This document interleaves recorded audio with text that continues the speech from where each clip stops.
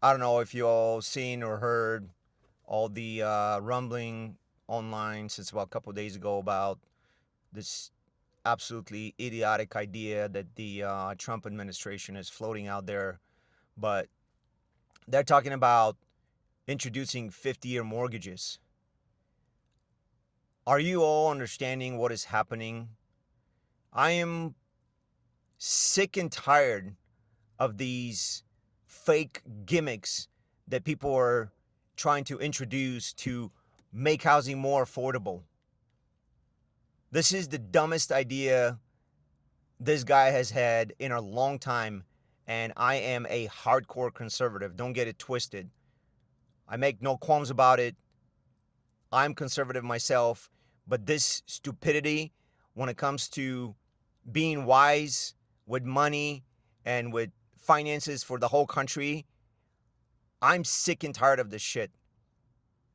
So rather than fixing the number one issue with housing, which is house prices being so insanely high, which has to do with a massive supply and demand imbalance, these people are trying to do all the stupid shit that they did back in 2006 and 5 and 7, right before the crash. Remember back then we did have 40-year mortgages. It was a stupid idea. Now this guy's talking about going 50 years. I mean, might as well be an interest-only mortgage, right? Because for the first 15, 20 years, you're only going to pay down like 15% of your loan, maybe. Maybe. You're building almost no equity, and the average person stays in their house for about 12 years on average right now. You're literally paying down your house $30, $40, $50,000 for a medium price house of $425, $30,000. Why are these people always going for the shortcut? I'm going to tell you. Because we have become soft. Nobody anymore wants to do the right thing because almost always it's the hard thing. Everybody's soft. Everybody's going for a Band-Aid. Everybody's kicking the can down the road. And then when it comes time to man the fuck up, they come up with gimmicks like this. And the other thing that Trump was doing, which was stupid, is pressuring Powell into lowering interest rates. In a normal economy, when interest rates start going up like they have been in the last 3 or so years, housing starts adjusting downward.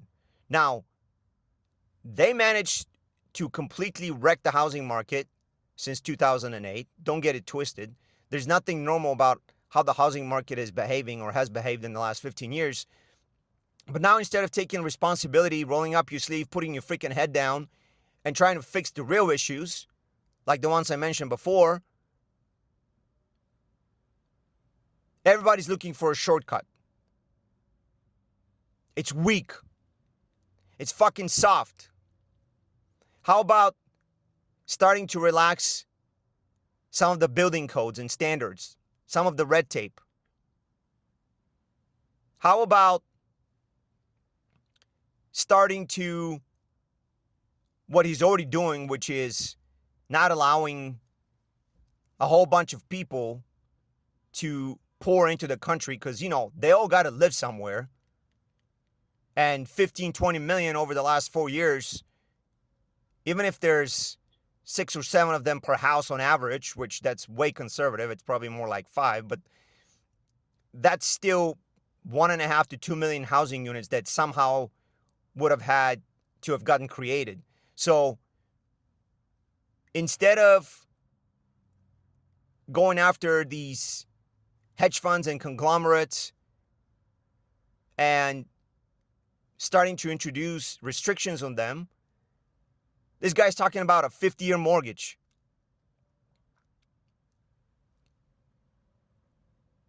We shouldn't even have a 30-year mortgage. The reason there's a 30-year mortgage right now is because there's like a huge secondary market They can resell these mortgages. But it's a huge reason why housing is so expensive right now. If there was no 30-year mortgage, if the highest was a 20-year mortgage, do you think we'll be at $430,000 on the median home price? Absolutely not. For the way the economy is right now, how shitty things are with everything and how it has been for a while,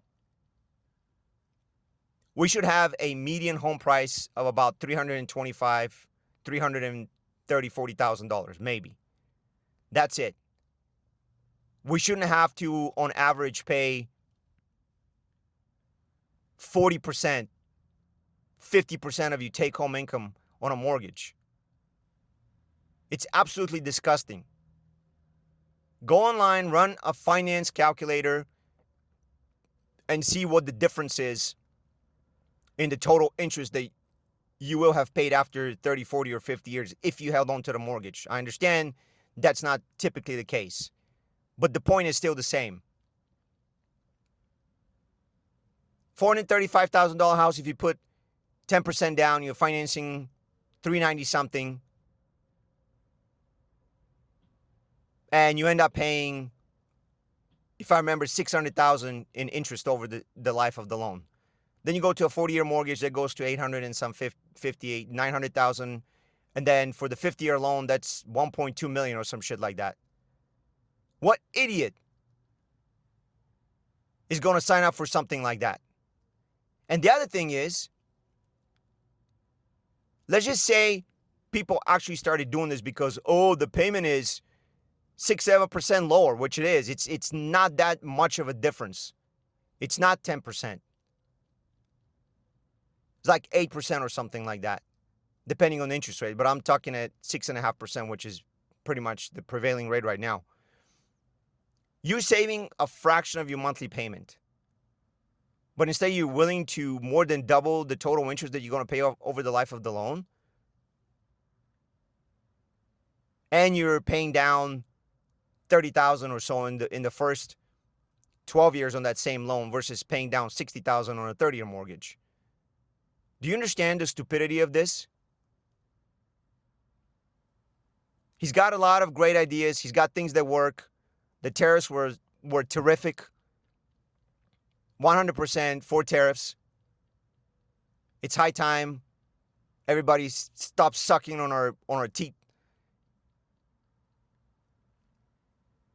We're not the world's freaking feeder. We don't feed everybody. So yeah, we needed to protect ourselves with these tariffs. That was great. The immigration thing, great. Eventually it's going to start working, but it's going to take years. We're still 5 to 6 million homes in the hole from the shenanigans that have been happening with the housing market in the last 15 years. That's unmet demand. Every single baby boomer that dies from now and for the next 15, 20 years until they're all dead, there's a massive pent-up demand from the younger people for housing. So no, I don't want a 50-year mortgage. I don't want a 40-year mortgage. And we shouldn't even have a 30-year mortgage. Stop making people go broke and stop making people make stupid financial decisions. Sick and tired of it. If you're going to campaign on the fact that you're not the other guys, start acting like it. Start representing solid values and smart fiscal responsibility. Don't be coming up with these bizarre freaking solutions that are going to make it even worse for us. I don't want this debt to keep going past 37, 38 trillion, but we're pretty much there.